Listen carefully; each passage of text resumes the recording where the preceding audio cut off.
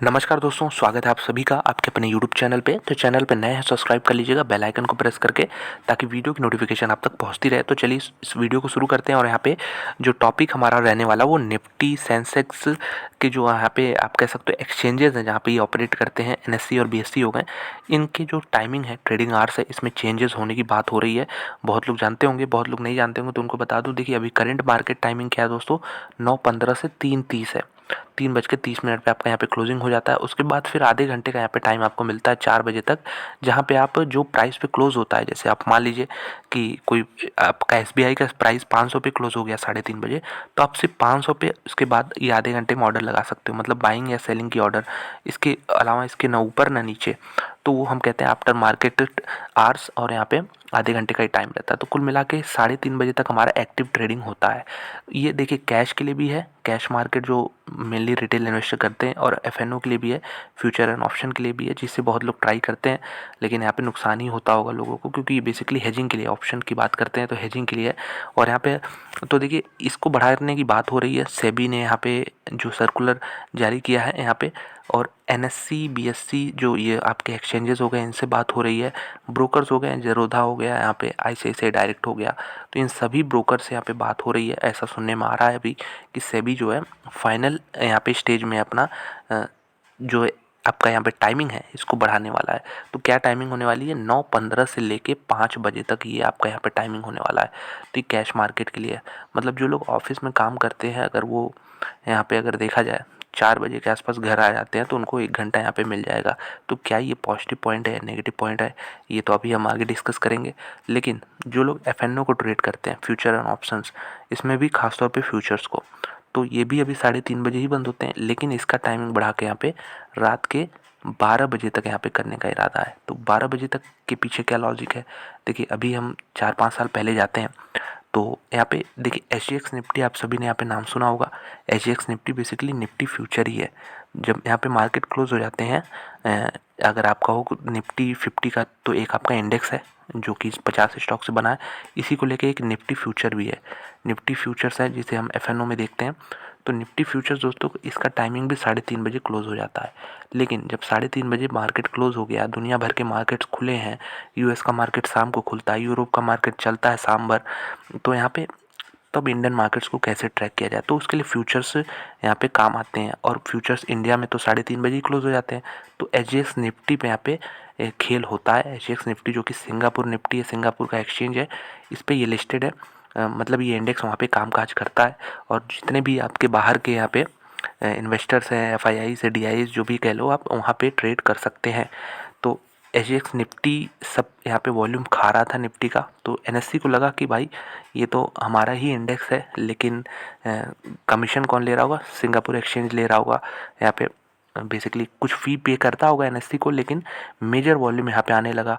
और तो यहाँ पे जो NSE है, इनको लगा कि हमको भी अपना मार्केट आवर्स बढ़ाना चाहिए, जो वॉल्यूम जो यहाँ पे जा रहा है वो हमारे पास होना चाहिए। अब इसके पीछे का रीज़न यही था कि निफ्टी के पास क्यों नहीं आ रहा था, निफ्टी फ्यूचर्स पे क्यों नहीं आ रहा था, क्योंकि 3:30 बजे मार्केट क्लोज हो जा रहा है। अब बताइए 3:30 से लेके अगले दिन 9:15 तक इंडियन मार्केट्स बिल्कुल बंद, कुछ भी कुछ नहीं। यहाँ पे किसी को कुछ ट्रैक करना हो, मान लीजिए ग्लोबल कोई बड़ा इवेंट हो गया, सारे मार्केट क्रैश हो गए, या फिर बहुत कुछ पॉजिटिव न्यूज़ आ गई, सारे मार्केट दुनिया भर के बढ़ने लगे, इंडियन मार्केट्स 9:15 पे गैप अप खुलेंगे। तो ये चीज़ एक बहुत बड़ा रिस्क फैक्टर था। जो लोग यहाँ पे ऊपर साइड में पोजीशन बनाए थे या फिर नीचे की साइड में पोजीशन बनाए थे, उनके लिए गैप अप या गैप डाउन होना था। तो इस तरह के इवेंट्स में बहुत ही बड़ा नेगेटिव फैक्टर हो जाता।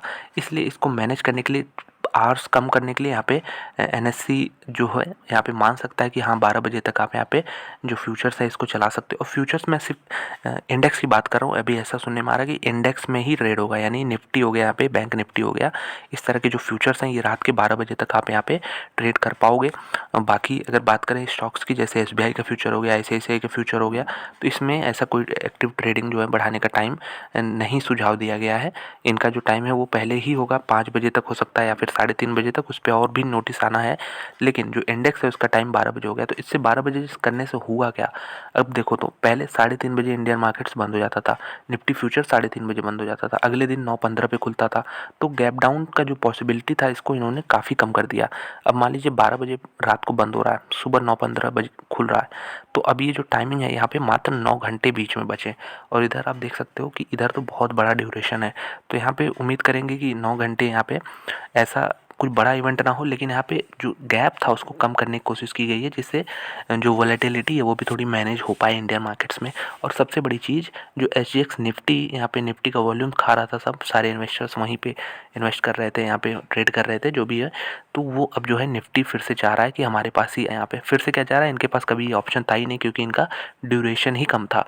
तो SGX निफ्टी ने इस मामले में काफ़ी आगे यहाँ पे ग्रोथ कर लिया है। तो उसका देखा देखी अब निफ्टी भी चाह रहा है, जो NSE है या फिर जो आप सेबी कह सकते हैं जो कि रेगुलेट करता है कैपिटल मार्केट्स को, ये ऐसा चाह रहे हैं कि इंडियन मार्केट्स भी एक इंस्ट्रूमेंट प्रोवाइड करें कि जो विदेशी हैं, जो गोरे हैं, उनको कि आप भाई हमारा इंडेक्स है, इसको ट्रेड करना है तो करो, यहाँ पे बाहर आपको जाने की ज़रूरत है नहीं। तो यही पूरा इन्फॉर्मेशन था इससे रिलेटेड। तो रिटेल इन्वेस्टर पे क्या असर पड़ेगा इसका भी हम थोड़ा देख लेते हैं। तो कोई ऑफिस से आ रहा है यहाँ पे सुबह मान लीजिए 9 बजे से, वैसे जनरली 9 से 5 ही होते हैं ऑफिस जो वर्किंग पीपल होते हैं, तो यहाँ पे उनके लिए भी कोई ड्यूरेशन बचा नहीं, 5 बजे मार्केट बंद होगा तो इससे मेरे ख्याल से कुछ असर पड़ने वाला नहीं जो यहाँ पे काम करते हैं। लेकिन हाँ, इससे एक चीज़ हो सकता है कि वॉल्यूम्स में स्पाइक आ जाए, वॉल्यूम्स में स्पाइक पड़े या जो लोग एक्टिवली ट्रेड करते हैं, बहुत लोग इससे परेशान भी हैं क्योंकि वो देखिए ऑप्शंस में यहाँ पे डीके पे खेलते हैं कि जितना कम टाइम रहेगा और हमारा प्रीमियम जितना ज़्यादा रहेगा उसको हम डीके करके कम कर करके यहाँ पे ऑप्शन सेलिंग करके पैसा बनाते होंगे। आपने बहुत लोगों को ऐसा करते हुए देखा होगा। लेकिन एक आम रिटेल इन्वेस्टर जो है वो अच्छी कंपनी में इन्वेस्ट करके चैन से यहाँ पे सोता है, उसका यहाँ पे कोई ऑप्शन से रिलेटेड कोई काम नहीं होता, तो उसको हम इग्नोर करेंगे। ये लोग परेशान रहें ऑप्शन वाले, बेचने वाले, खरीदने वाले, उससे हमारा कोई कंसर्न नहीं है। लेकिन अगर रिटेल की बात करें तो रिटेल का मेरे हिसाब से इससे कुछ फ़र्क पड़ने वाला है नहीं। कैश मार्केट की बात कर रहा हूँ, कैश मार्केट से कोई फ़र्क पड़ेगा नहीं, हालांकि थोड़ा सा ऑप्शन ही मिलेगा। ये जो 1.5 घंटे बढ़ रहे हैं इसमें आप अगर कोई बाइंग ऑर्डर, कोई सेलिंग ऑर्डर भूल गए हो लगाना कैश मार्केट में, तो आप लगा सकते हो। तो ये चीज़ एक थोड़ा सा हम कह सकते हैं सुविधा ही है रिटेल इन्वेस्टर के लिए, कोई यहाँ पे नुकसान है नहीं।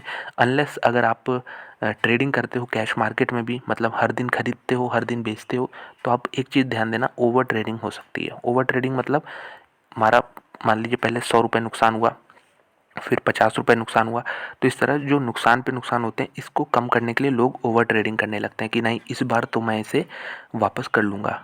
तो वो वही लोग करते हैं जिनके पास कोई प्लान होता नहीं है। तो प्लान भी बहुत ज़रूरी है। अगर आप ट्रेडिंग कर रहे हो रिटेल इन्वेस्टर हो के भी, तो प्लान तो बहुत ज़रूरी है। यहाँ पे हर चीज़ का एक प्लान होना चाहिए, हर चीज़ का एक रिस्क रिवॉर्ड होना चाहिए।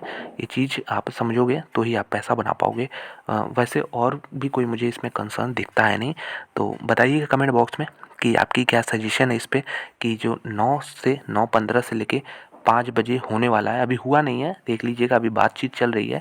अगर ये होता है तो क्या ये पॉजिटिव है, अगर है तो किस सेंस में? मेरे हिसाब से तो रिटेल इन्वेस्टर पे कोई फ़र्क पड़ेगा नहीं। हाँ, जो बड़े बड़े ऑप्शन सेलर हैं उनको थोड़ा सा यहाँ पे दिक्कत हो सकती है क्योंकि यहाँ पे टाइम बढ़ रहा है। तो यही था इन्फॉर्मेशन।